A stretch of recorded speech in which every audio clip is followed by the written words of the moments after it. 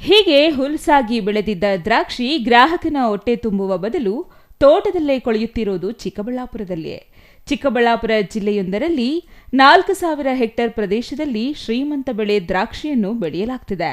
ದಿಲ್ಖುಷ್, ಶರತ್, Bengaluru blue, red globe ಸೇರಿದಂತೆ ವಿವಿಧ ತಳಿಯ ದ್ರಾಕ್ಷಿಯನ್ನು ಬೆಳೆಯುತ್ತಾರೆ. ಹಗಲು ರಾತ್ರಿ ಕಷ್ಟಪಟ್ಟು ಹನಿ ನೀರಾವರಿ ಮೂಲಕ ದ್ರಾಕ್ಷಿ ಬೆಳೆಯಲಾಗುತ್ತಿದೆ. ಮಳೆ ಬರುವುದಕ್ಕೂ ಮುನ್ನ ಕೆಜಿ ದಿಲ್ಖುಷ್ ದ್ರಾಕ್ಷಿ 65 ರೂಪಾಯಿಗೆ ಮಾರಾಟವಾಗ್ತಿತ್ತು. ಆದರೆ ಮಳೆ ಆರಂಭವಾಗುತ್ತಿದ್ದಂತೆ ದ್ರಾಕ್ಷಿಯ ಬೆಲೆ ದಿಢೀರನೆ ಕುಸಿದಿದೆ. ಇದರಿಂದ ಕಟಾವಿಗೆ ಬಂದಿದ್ದ ದ್ರಾಕ್ಷಿ ಯಾರೂ ಖರೀದಿಸುತ್ತಿಲ್ಲ.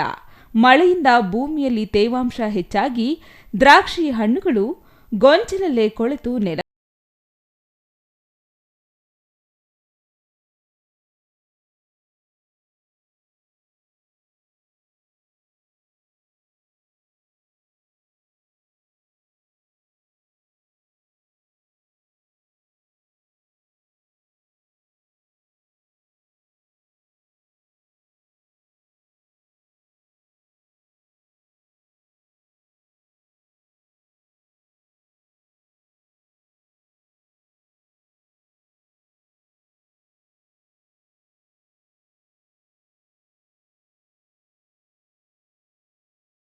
ಸುರಿಯುತ್ತಿರುವ ಮಳೆಗೆ ಜಿಲ್ಲೆಯ ತೋಟಗಾರಿಕೆ ಬೆಳೆಗಳು ನೆಲ ಕಚ್ಚಿದ್ದು ದ್ರಾಕ್ಷಿ ತೋಟಗಳಿಗಂತೂ ಭಾರೀ ನಷ್ಟಕ್ಕೀಡಾಗಿವೆ.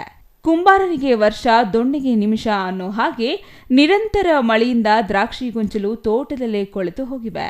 ಇದರಿಂದ ರೈತರು ಸಂಕಷ್ಟಕ್ಕೆ ಸಿಲುಕಿದ್ದಾರೆ. ಚಿಕ್ಕಬಳ್ಳಾಪುರದ ತರಹೇವಾರಿ ದ್ರಾಕ್ಷಿ ತಮಿಳುನಾಡು, ಆಂಧ್ರಪ್ರದೇಶ, ಮಹಾರಾಷ್ಟ್ರ, ಕೇರಳ, ಒರಿಸ್ಸಾ ಸೇರಿದಂತೆ ಬಾಂಗ್ಲಾದೇಶಕ್ಕೆ ರಫ್ತಾಗುತ್ತಿತ್ತು. ಸ್ಥಳೀಯ ವರ್ತಕರು ದ್ರಾಕ್ಷಿಯನ್ನು ಕಟಾವು ಮಾಡಿ ರಫ್ತು ಮಾಡ್ತಿದ್ರು.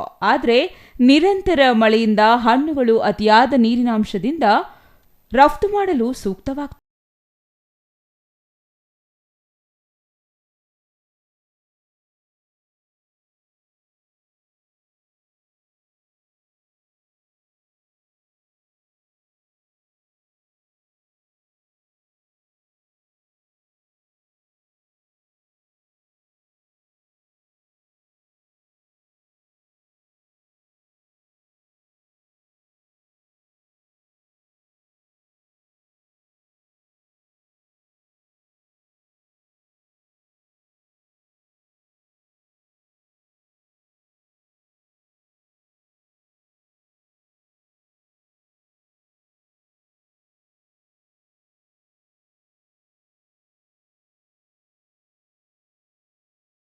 ದ್ರಾಕ್ಷಿ ತೋಟಗಳನ್ನು ಖರೀದಿಸುತ್ತಿಲ್ಲ.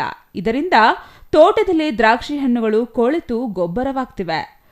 ಫಲ ಪುಷ್ಪ ಗಿರಿಧಾಮಗಳ ನಾಡು ಎಂದೇ ಖ್ಯಾತಿಯಾಗಿರುವ ಚಿಕ್ಕಬಳ್ಳಾಪುರ ಜಿಲ್ಲೆಯಲ್ಲಿ ಮಳೆರಾಯ ದೊಡ್ಡ ಅವಾಂತರವನ್ನೇ ಸೃಷ್ಟಿ ಮಾಡಿದ್ದು, ಹೂ, ಹಣ್ಣು, ತರಕಾರಿ ಸೇರಿದಂತೆ ತೋಟಗಾರಿಕೆ ಬೆಳೆಗಳು ಮಣ್ಣು ಪಾಲಾಗಿ ರೈತರ ಕಣ್ಣಲ್ಲಿ ನೀರು ತರಿಸಿವೆ.